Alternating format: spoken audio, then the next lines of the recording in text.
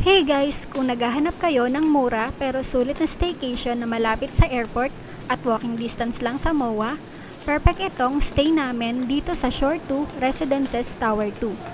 Sa vlog na ito, isi-share namin ang 2-night stay namin kasama ang room tour, amenities at bakit napaka-convenient ng location na ito, lalo na kung may flight ka o gusto mo lang mag-chill malapit sa SM Mall of Asia. At ilang minuto lang ito mula sa Ninoy International Airport. Hindi lang maganda ang unit, punong-puno din ng amenities ang place na ito, kaya parang nasa resort ka kahit nasa city. Ngayon, tour naman tayo sa loob ng unit at ipapakita ko sa inyo kung ano ang itsura ng tinuluyan namin for 2 nights.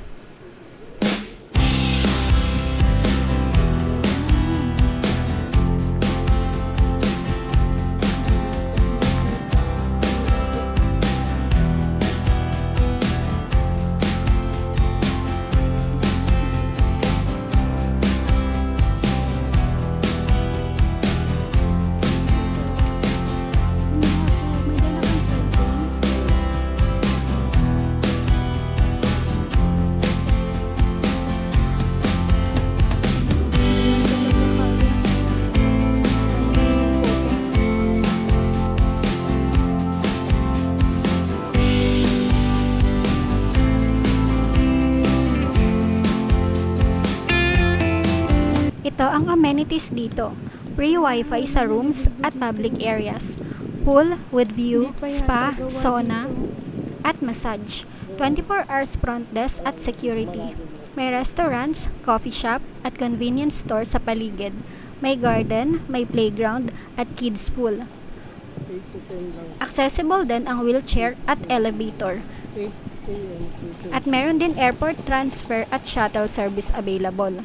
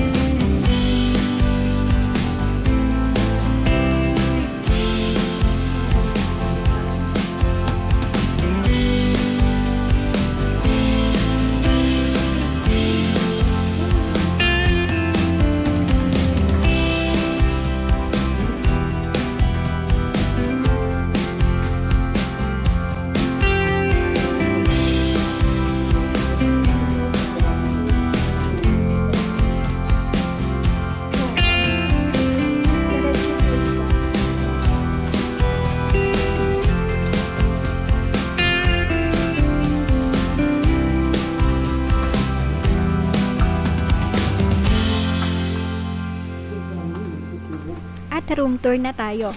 Kung ayaw nyo lumabas, may kitchenette ang unit, may ref, may water kettle, kitchenware, dining table, at pwede kayo magluto o mag-take out at dito nakainin. May restaurants at coffee shop din sa labas. Family friendly din ito. May playground, kids pool, at family rooms. Kaya bagay ito sa staycation ng family. Ang mga nearby places dito bukod sa MOA at airport ay itong Star City, PITX, One Esplanade, Senate of the Philippines, Cuneta Astrodome, at kung gusto nyo pang mag-explore ng Manila, accessible din papuntang Rizal Park, Manila Ocean Park, at Intramuros.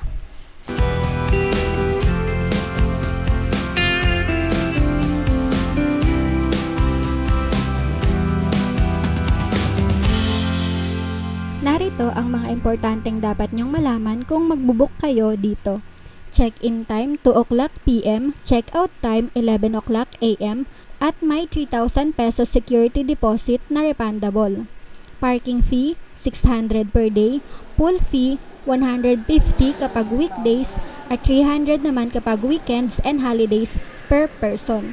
Non-smoking property at may 24 hours security at CCTV. Bakit perfect ang location ng shore na ito? Kung may early flight ka o late arrival sa NAIA, sobrang convenient nito dahil ilang minuto lang ang biyahe papuntang airport. At kung gusto mo namang gumala, literal na ilang hakbang lang ito, pamuwa.